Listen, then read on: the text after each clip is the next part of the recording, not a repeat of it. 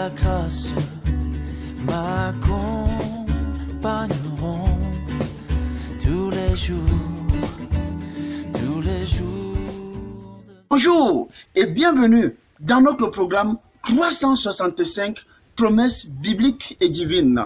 Bien-aimés, nous allons explorer la promesse qui est inscrite dans le livre de 2 Chroniques au chapitre 7 et au verset 14, où l'Éternel dit: si mon peuple, sur qui est invoqué mon nom, s'humilie, prie et cherche ma face et se détourne de ses mauvaises voies, je l'exaucerai des cieux, je pardonnerai son péché et je guérirai son pays.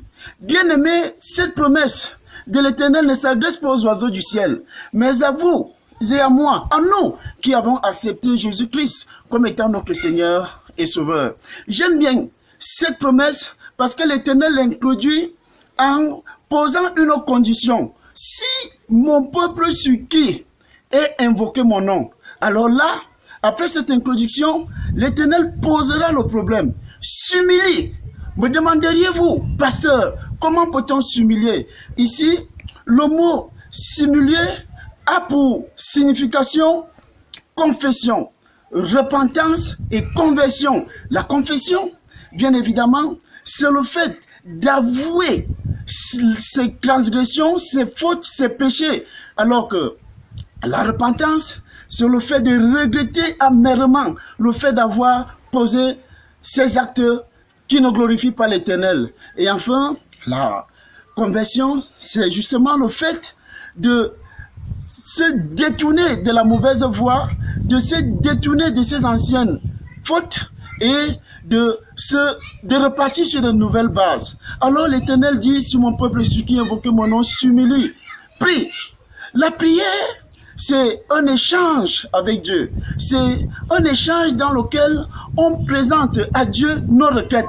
Non pas parce que Dieu ne les connaît pas, mais parce qu'il voudrait que nous lui fassions allégeance. Et cette allégeance sera, n'est-ce pas, une marque de fidélité à l'Éternel.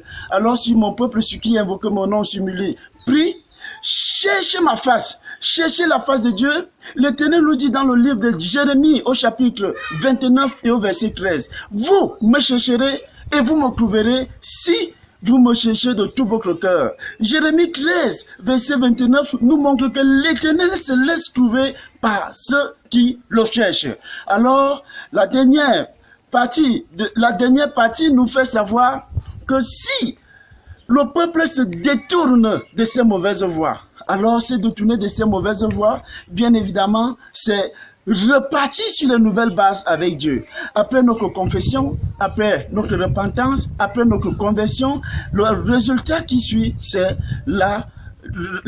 repartir sur des nouvelles bases. Alors, la conclusion de ces versets est celle qui m'intéresse le plus. Parce que là, l'Éternel dira: je l'exaucerai. Quand Dieu exauce,